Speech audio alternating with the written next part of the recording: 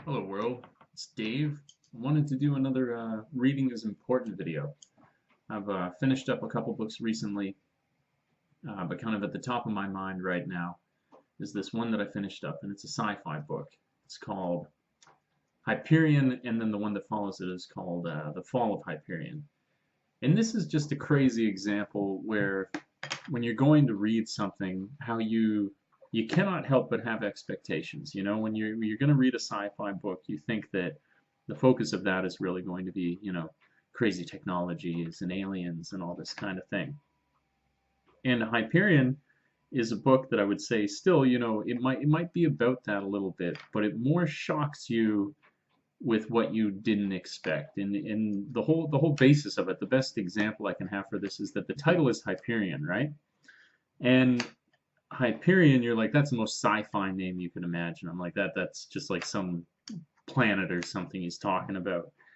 And it is, but what it's based on is more interesting. It's a planet, and it's alluding to a poem by John Keats. And one of the main characters in the book is this guy they basically had like some leftover genetic material or whatever, however they're going to spin it in a sci-fi novel. And they've taken that to recreate this character in modern day, however many thousands of years in the future. And this book seems to just be really about, the human spirit and the struggles of humanity regardless of time.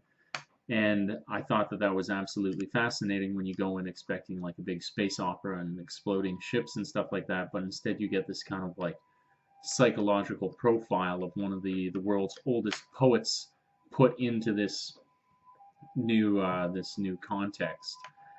And it's really cool. I guess I could talk a little bit in this review just about the structure of the book itself. Is if you've ever looked at the Canterbury Tales, or you don't have to know that necessarily, but it does follow that kind of idea. I noticed it when I first started reading it, was that you have several central characters to the storyline, and these characters have all met up to go on a pilgrimage, which I suppose is kind of that's even similar to the Canterbury Tales as well, isn't it?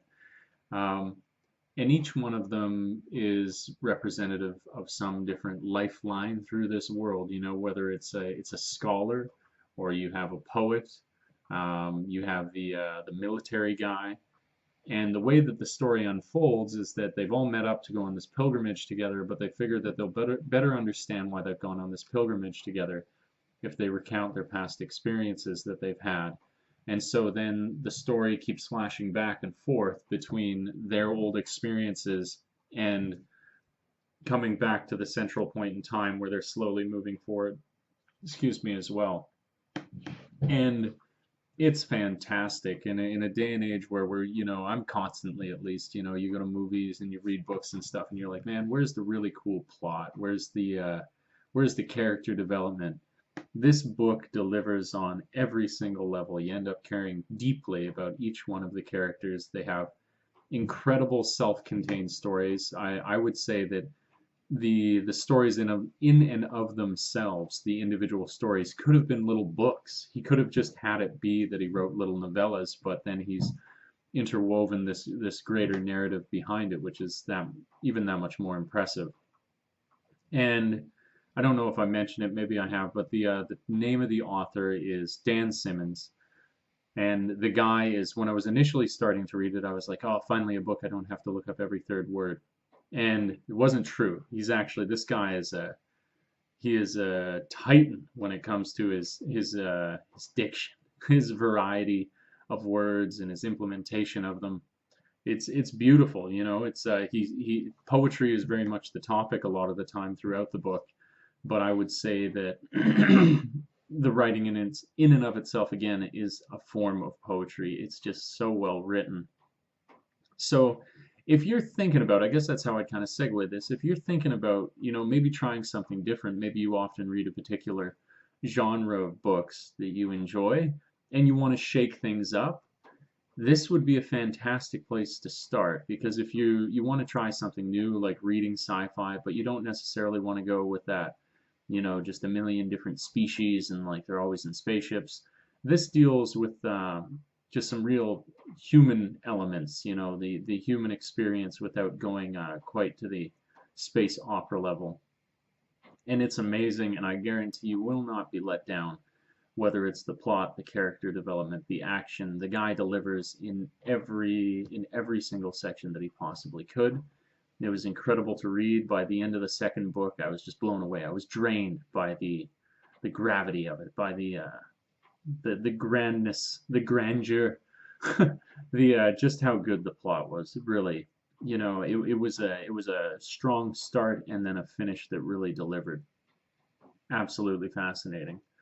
So I recommend it. I recommend Hyperion and the Fall of Hyperion, and Dan Simmons is the author, and he's done an incredible job in a genre that might get a little stagnant sometimes. This guy's he's really delivered.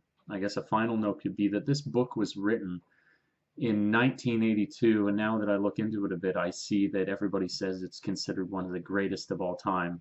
It's just so funny, right? I'm sure there's still millions of people, of course, who, when they watch this, if they ever watch this, will think, well, I've never heard of that. It's supposed to be the greatest, sci-fi, one of the greatest sci-fis ever written.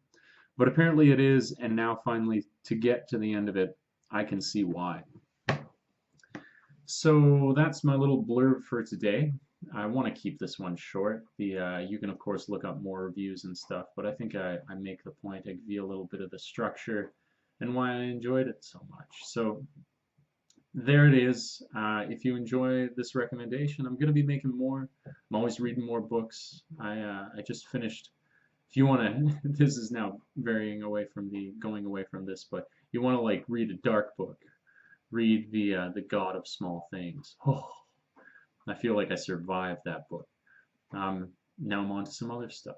But that's it. Yeah. So if you enjoy, please do like and subscribe. I'll be making more videos. I appreciate you dropping by. And yeah, until we meet again next time, world, thanks for tripping with Dave. Ciao for now.